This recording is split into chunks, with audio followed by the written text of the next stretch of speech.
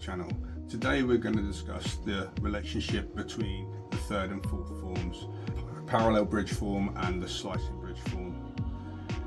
What we're trying to achieve from our training in these forms, what attributes we need to build, what we should be emphasizing, and how these forms can increase our practice and increase our skills, and how we can emphasize different aspects of these forms to increase our skill level and make ourselves better at our Kung Fu practice.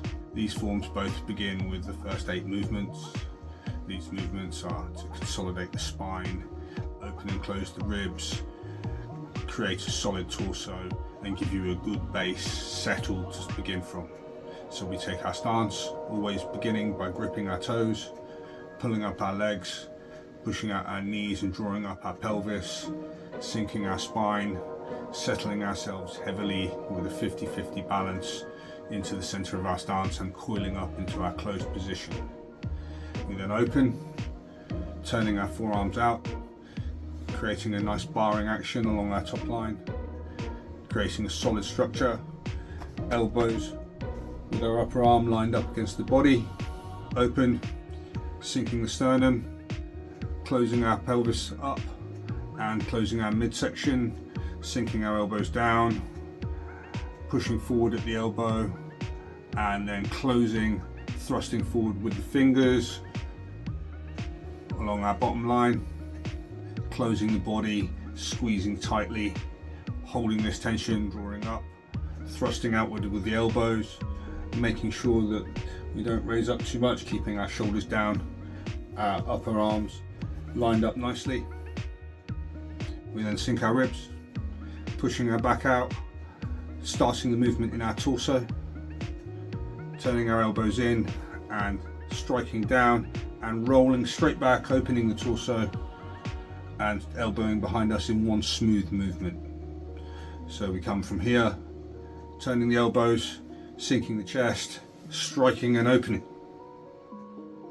From this position, we sink the torso, closing the body and thrusting forward with the elbows, trying not to raise our shoulders up, no circling line with the elbows, just straight forward around the body, allowing us to strike forward, done one arm, devastatingly powerful strike with the forearm to the torso, closing our body, making sure that our fingers don't touch our sternum, creating this space, sinking our shoulders, sinking our sternum, pulling up our pelvis and gripping the floor. From this we turn up the center line, not allowing our hands to touch, come up in front of our face and turn our forearm bones out, turning the wrist bones, lining up this bone from the wrist to the elbow, creating a nice bony line to catch anything coming in, turning out, sinking the ribs, pushing the elbows forward, creating a straight line with the upper arm bone and a nice hard surface with the edge of your forearm bone turned out. Then we sink the pelvis, cutting down, sinking this bone from the wrist point to the elbow point. Imagine like a guillotine coming down with the power of the torso, coming down, washing down the body and thrusting outward, twisting to halfway, beginning at the little finger, creating tension at the wrist and turning, using that to drag the forearm bone across, turning this small bone up and rolling it over, trying to keep our elbows from turning, creating this twisted action around our forearm, twist them both in and we hang. We then keep our hands in this position, tucking our elbows, coming along our line, protecting our head and opening out. We then thrust. So these positions are the same in the first 4 forms of the Chow Southern Prayingmantis. This indicates to us that they're very important positions to consolidate our body and to build our lines. They've been emphasized and repeated over and over again in the forms to let us know that this is something that we need to train a lot. These movements are integral to controlling our rib cage. So from this struck position in the parallel bridge form, we close our fingers and we work our tendons coming down to our center point, closing our body. In the slicing bridge form, we draw our wrists in, turning our hands, and we sink our elbows towards our center line, closing our back, sinking our sternum down. So these are closing movements with the sternum sinking. One with the hands turning, emphasizing the finger tendons, one from the elbows, emphasizing the closing of the forearm, coming across our center line. So these are closing movements that close our body, shut our sternum, push our back out, and cause our elbows to draw towards each other across our center line. So the importance of our elbows coming in is the important part of this line, allowing us to drag our forearm as a single unit rather than just a hand, which gives us a small blocking surface.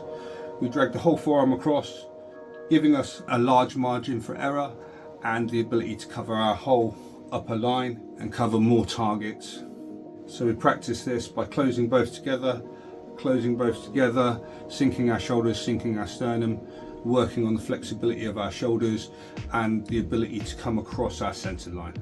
The parallel bridge form we close, the same as in our first two forms, working the tendons, sinking to this position. We then step off to 45 degrees. This is the same in the third and fourth form. These movements come over our leg, keeping our foot facing forward, but shooting out across through the angle of our knee and the outside of our shin, between our small toe and the top of our knee. This is the angle we should be coming out through, giving us a line across our leg, elbow in line with the knee, creating a power line through the body. So we should practice this to be accurate. Stepping to 45, this begins our angled movement through our forms. So we step, sweeping across our body and punching, sinking our ribs, thrusting our elbow forward. As we turn our shoulders slightly, keeping our pelvis locked, thrusting the punch out as we sit back, and then we lock our shoulders, closing our rib, allowing the jolt of the change of direction to travel down our arm to our fist, thusly. So we're forward and back, shocking as we cover our arm. So we cross over our lines, covering a punch and punching at the same time, and applying the turning of our body with our step.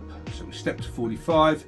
As we step, we turn the body, snapping the punch out and drawing the hand back across itself, snapping back to our center line, closing our ribs and allowing this jolt to come out through our fist into our opponent's ribs as we catch their punch.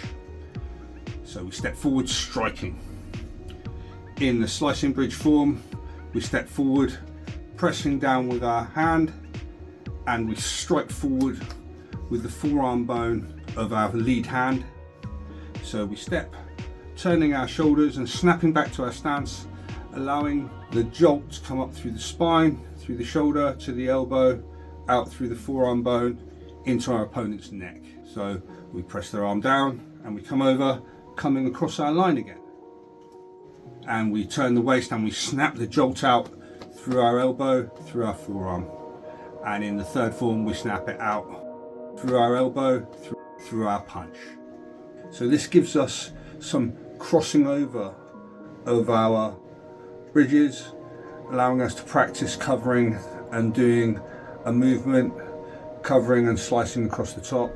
So we do two things at the same time, and we practice as we step, we turn our shoulders and snap back to our stance. So we spiral our torso, sending the energy down through the shoulder, to the elbow, to the wrist, down through the hand on this punch, whilst we turn and snap back, covering with our forearm bone right across our line, or pressing down in the other form, pressing our opponent's arm out of the way, pressing down, turning our shoulders and snapping back, sending the jolt out through our elbow, striking against our opponent's neck, jolting into our opponent, sending the force out into them from our waist. In this parallel bridge form, jolting and sending our force down through our arm into our opponent's rib cage, practicing controlling our force with our step whilst covering and sending an attack out. So we're doing multiple things at the same time and moving into a 45 degree. This gives us an opportunity to practice crossing our lines and controlling our arms, doing different things, covering and punching, pressing and slicing, doing two actions at once, using our waist energy at the elbow, sending it out into our opponent as we step. So this gives us an opportunity to practice this within a form context, practice using our torso, not leaning, maintaining our shoulder position, not hunching up as we punch, but keeping our shoulders lined up to allow the power to transmit smoothly through the scapula, out through the elbow, through the forearm. So we turn and we jolt as we pat or as we cover. This gives us an opportunity to move along 45 and send a jolt out whilst covering with our rear arm, and gives us practice at doing this. From this position, in the parallel bridge form, we come up. In the form, we're catching an elbow and pulling down on the wrist, causing damage to the arm. In the slicing bridge form, we come back across ourselves. So this is crossing over again, covering the bridge, not allowing our hands to strike, and passing past, keeping our bridges controlled, coming across our center line, upward or inward, learning to cover any strikes coming in after we've struck out, controlling the elbow, twisting out at the elbow and then bringing the elbow in, controlling the elbow, controlling the back, a small turn of the shoulders to cover right across. In this instance, coming upward and crossing over, learning to not strike our arms, to keep our stance controlled and keep our bridges controlled when crossing our center line, so we don't get all tied up, crossed over, and so that it becomes more difficult to trap us. So we control our rear bridge as we come in, or we control our rear and we do our braking action, and we practice crossing over, keeping control of our torso. So as we come up from the shoulder, but we don't lean our stance. As we come in, we don't lean across to one side, but we sink our waist, and we sink on our hip, and we sink our sternum. We keep control of our torso throughout this and maintain as we move in and out, down and up. We control our torso, and we use the form practice to keep control of our torso as we move through these positions. In the slicing bridge form, we've come up, and then we use our torso and we turn and we snap, we send the jolt out and we snap the wrist, accelerating our forearm bone outward, using the forearm bone to strike on incoming strikes, palms, hook punches. We snap the waist, send the jolt out and meet this inward punch. In the form, we circle round and strike forward on the bicep. The same in the slicing bridge form. From our inward position, we snap outward, but we don't turn our elbow. We keep our elbow facing upward, keep our shoulder down, and we just bring our wrist out. We can control our wrist and our forearm bone without moving our elbow around. We can come out with our wrist without turning our elbow out. So we come out with a snap from the shoulder to generate short range power. And we meet. In the slicing bridge form, we come out and we circle and we sink our ribs. We can snap again if we wish, jolting out into their bicep, attacking the arm. And it also shows that this pixel, this wrist bridge form, should be done as a transitional position. As we strike with our forearm, we should move straight into our next movement. In the slicing bridge form, we bounce off their arm and strike onto their bicep. But this can be used in various techniques, bouncing off and hooking the head, various things. In the slicing bridge form, we come out, hit the arm and bounce down, sinking our weight and coming across into our upside down hand, sinking. This can be crashing across the side of the neck, crashing across the arms. We strike outward against their hook punch and then we sink our ribs. So it's practicing being fast with this pixel movement, going from one to the next, from one to the next, making it smooth. So within these forms, it allows us to have suppleness in the wrist and practicing changing our hand position swiftly. So These things are to be trained and practiced. We can practice this outward and cutting forward. We can practice this on the dummy, on our training partners, coming out and striking down.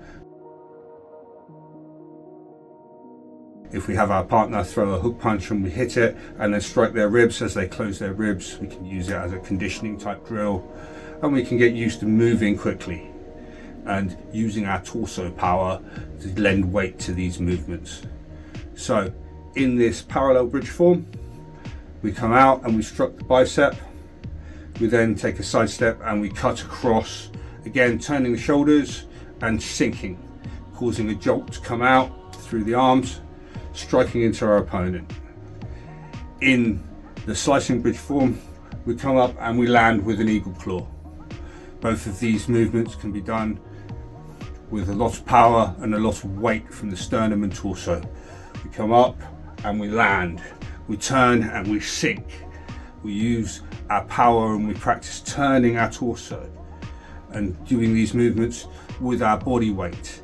So we should be emphasizing the turning of the shoulders and the opening and closing of the ribs to power these movements. These shouldn't be coming from the arms and shoulders, but should be jolting up from the center line of the body.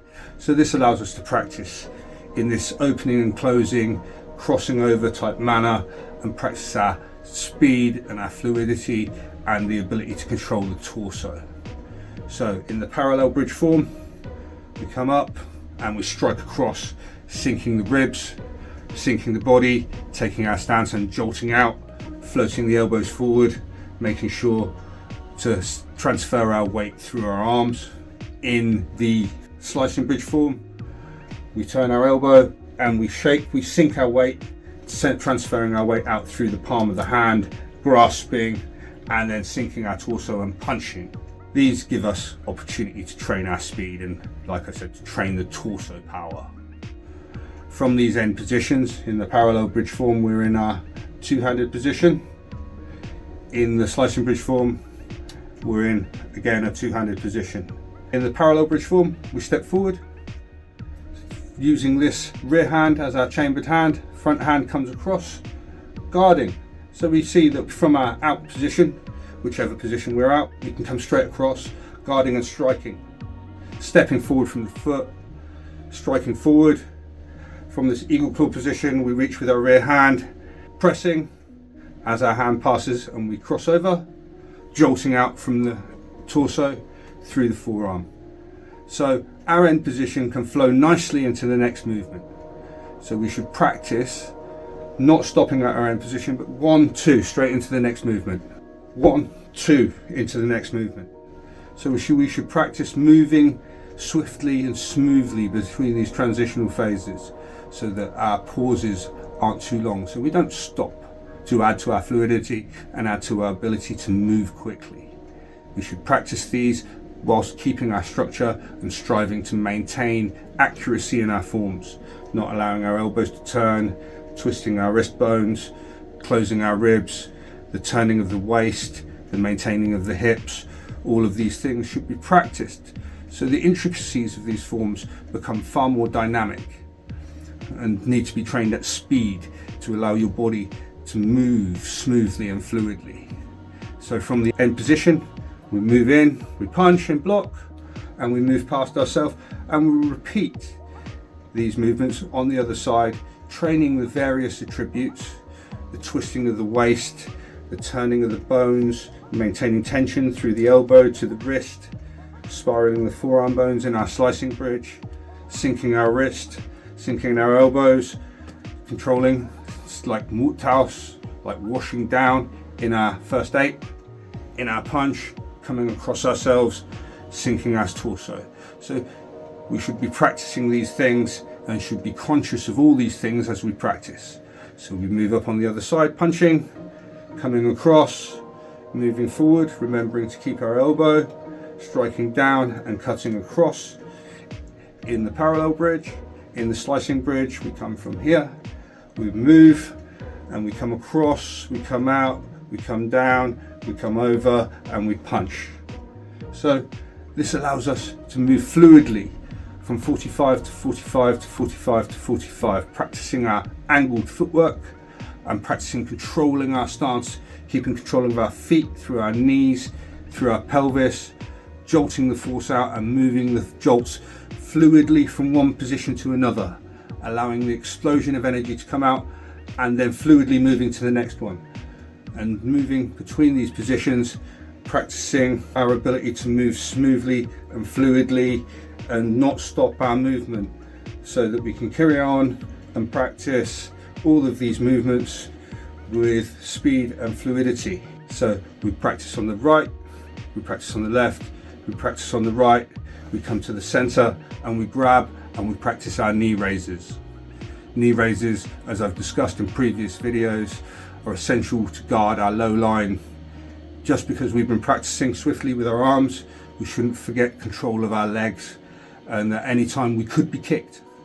So we need to be able to spring up and draw our shin bone across our body, protecting our lower legs, protecting our groin, not allowing people to kick our kneecaps, our sensitive areas.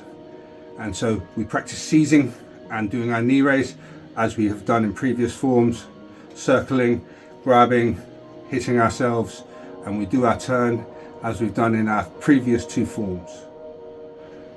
The turn in these forms should be done quite swiftly. So we step and move straight into our slicing bridge or straight into our crashing punch. To allow us to train turning swiftly in a combat setting with keeping our torso straight, maintaining our spine and maintaining our balance. If we lean our head forward as we turn, we could be taken down. If we lean away, frightened of being struck, we could be swept. We must maintain our balance as we turn swiftly, and our forms give us opportunity to practice this. Stepping with the feet 1, 2 around and striking. And then we can practice again on the right with our punch or our slicing bridge, and we can go through the fluidity of these forms, trying to get our torso movement to coincide with the movements of our arms and maintain body power as we move through these forms in a fluid manner, practicing twisting, not losing our structure as we move fluidly. And we punch and come across, not catching ourselves, not getting caught up as we move, but moving smoothly and controlledly through these forms, practicing the patterns in different angles, emphasizing the force through the body as we come over our leg, not practicing out here, punching out here, but keeping it controlled over the knee, maintaining our power lines, and practicing punching, coming across, coming down and cutting across, moving straight into the next punch, cutting across, likewise with the slicing bridge, slicing, cutting, opening, crashing across, catch, punch, slice, and we move through, practicing right, left, right.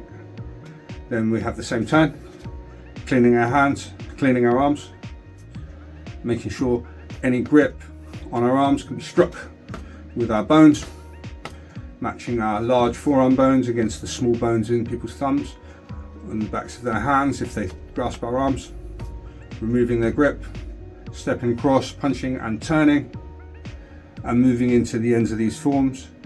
In the slicing bridge form, this one, it's punching and pulling as it is in the first form. We punch, we pull and open. In the parallel bridge form, we punch, we split and we dip the shoulder. When we do this shoulder dip, we should practice keeping our spine straight and not leaning our head into it. We split, drawing them in, we turn and we dip the shoulder from the shoulder joints, not from the spine, allowing us to strike with our shoulder joint without leaning and compromising our balance. Again, we should always be maintaining our straight spine. So in our slicing bridge form, we punch, grasp the elbow and pull. In our parallel bridge form, we punch, grasp the arms, draw and dip the shoulder. And we do this 3 times, emphasizing the pushing off the toe and lifting the front foot, moving forward swiftly and gripping, punch, move backward swiftly, gripping the floor as you land and pull, maintaining your spinal structure and maintaining your alignment. In the parallel bridge form, we punch, We pull as we step back, emphasizing this footwork, and we dip the shoulder.